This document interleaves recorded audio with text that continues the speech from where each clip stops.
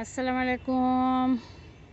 দেখুন আজকে আমার ছাদ বাগানের গাছের অবস্থা দেখুন। এই পাতাবাহারের গাছগুলো অনেক হয়ে গিয়েছে, এগুলাকে এখান থেকে সব তুলি।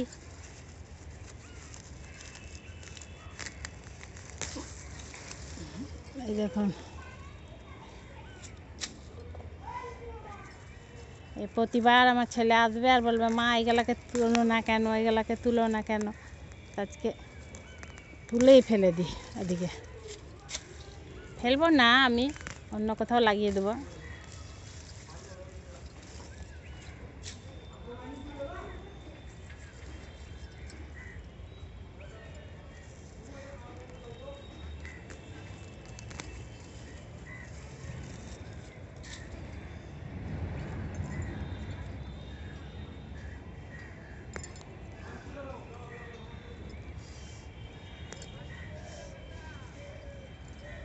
এখন শিকড়গুলা যে কী করে তুলবো, না তো এখানে থেকে আবার গাছ এটা আমি একবার তুলে দিয়েছিলাম, শিকড় ছিল অত থেকে আবার হয়ে গিয়েছিল।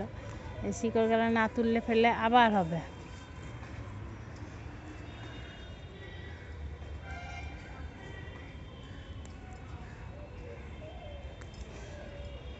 এই দেখুন, ছোটো ছোটো কেটে কেটে যাচ্ছে শিকড়গুলো, এই কিছু এনে তুলে ফেলতে হবে।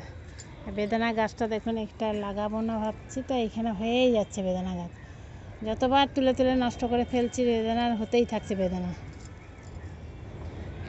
এই রোজা আসছে, আবার কত গাছ বেরিয়ে যাবে দেখুন।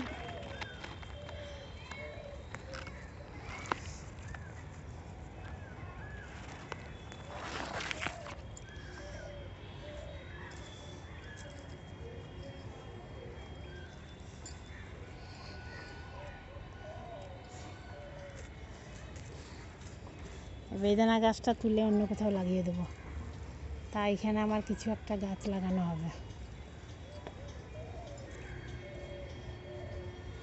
কেন এই গাছটা মার খেয়ে যাচ্ছে।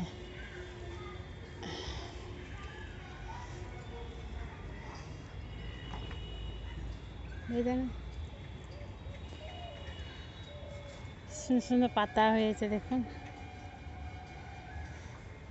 তুলতেও মায়া লাগছে বেদানা গাছটা।